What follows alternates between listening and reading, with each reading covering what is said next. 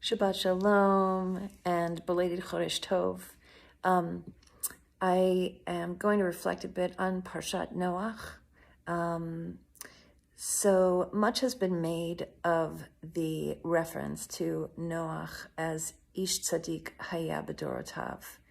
Our rabbis end up really giving a quite disparaging perspective on Noach, despite the shot reading of the text.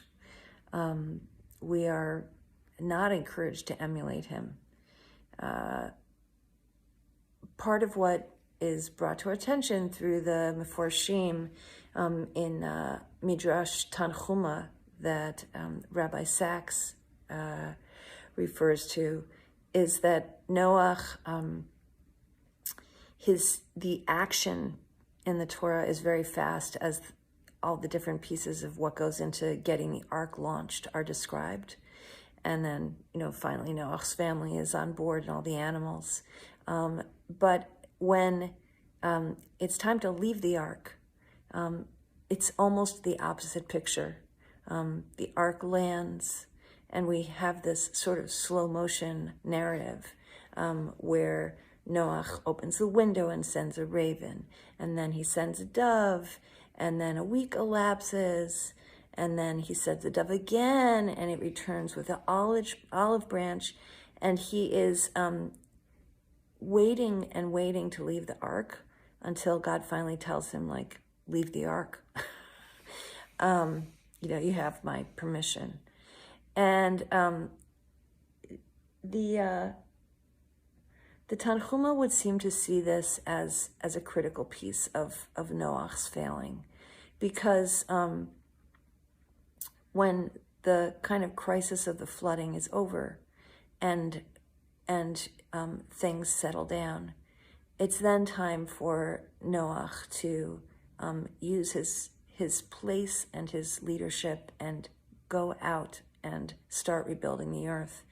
In fact, Rabbi Yehuda bar Eli is quoted as saying, "If I had been there, I would have broken down the ark and taken myself out." It's this lack of courage to step into the unknown that garners Noach so much criticism. And we learn from this really that even when we're stepping out into the unknown, and perhaps we are almost always stepping into the unknown, whether we realize it or not, we are asked to acknowledge our trepidation, which is critical, but we're also asked to step out into the work. Because Noach is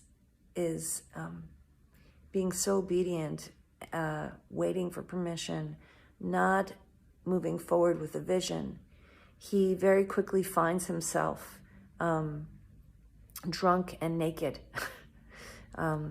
not too much farther along in this narrative. And this is why this notion of him being a tzaddik b'dorotav, in his generation, is emphasized. And it's said that if he was in a generation of finer people, we really wouldn't have taken note of him at all. Instead, we are called upon to emulate Avraham, who has the courage to confront God, who has the courage to step out and challenge God around what is moral, what is ethical, and take difficult action. And on that note, I also wanted to mention, because I think it is an area of difficult action that we face in our generation, that part of what happens in this Parsha as well is that the first covenant that's mentioned in the Torah is a covenant not with humanity alone, but rather with all living things. And the fact that this is overlooked in itself may be an indicator of our anthropocentrism and a certain blindness that we have.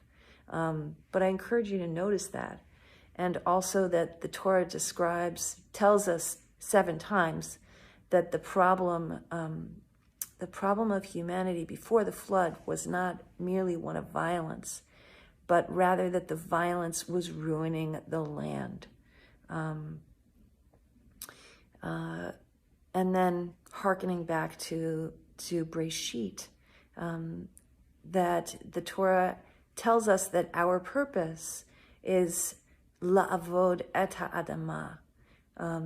People sometimes translate that word avod as work the land, but avodah is avodat Hashem. Avodah is serving the land. That's definitely part of the message. And so part of what we're called upon as we move through Breshit and into Noach and all these stories of the animals, as granted it's a lot of fun to do the kind of story piece with our children and grandchildren, and the ark and all the little animals. But we're really asked to do some deep reflection about how are we really relating to the non-human species on the planet? How are we relating to the land? And how can we best rise to the moral challenges of our time? Shabbat Shalom.